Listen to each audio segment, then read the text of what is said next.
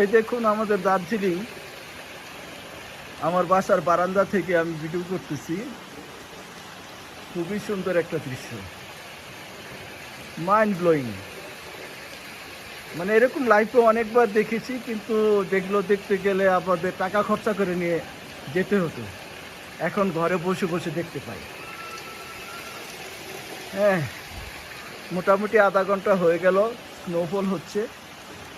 হ্যাঁ, আমি আমার বাসা থেকে ভিডিওটা করতেছি। দেখুন, খুবই সুন্দর একটা দৃশ্য। হ্যাঁ।